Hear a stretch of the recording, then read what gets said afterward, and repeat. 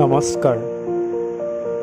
আজি আন এটা অনুভৱ লৈ পুনৰ আপোনালোকৰ মাজত আশা কৰোঁ কবিতাৰ গাঁথনি বুজি এই উৰাণত আপোনালোকেও সহযোগ কৰিব। কবিতাৰ শিৰোনাম শেষ পৃষ্ঠা। শেষ পৃষ্ঠা। শেৱালি সৰা সুগন্ধিৰ পদূলিত দুবৰিত নিয়ৰৰ সহনশীল বুলি নিজক চিনিবৰ কষ্ট কেইজনে কৰিছে। কাদলি কাননত ধনঞ্জয় পৱনপুত্ৰৰ এক বিৰল সম্ভাষণ।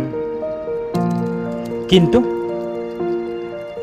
অনুভৱৰ স্বীকৃতি সোঁৱৰিছেনে?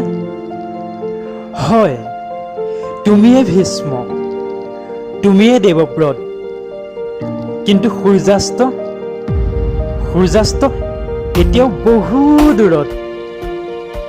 ধনঞ্জয় এতিয়াও ৰজা জয়ধ্বজৰ সন্ধানত। সাধাৰণ জীৱনৰ কিছু অসাধাৰণ যুগুতি, সাজোনৰ এক বিশাল সমাহাৰ, মাথো সান্তনা এক শক্তি জীৱনৰ। জিজ্ঞাসাৰ স্ফূৰ্তি বান্ধি বান্ধি এক উদযাপন, গুণগত সংলাপেৰে সপোনৰ অহৰহ প্ৰস্তুতি।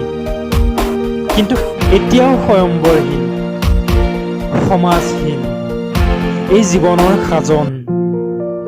শিখৰলৈ আৰোহণৰ সপোন ৰচি ৰচি পুনৰ বাস্তৱিকতাৰ জগতত কিছু সুযোগ বুটলি লোৱাৰ প্ৰয়াস। কিন্তু কিয় সমাজখন দেখা নজৰখিনিত সমাজক দেখুৱাৰ এক সপোন? দাঁতিৰে যোৱা অচিনাকি বতাহজাক, থিতাতে আপোন বোলাৰ এই এক দাপোন।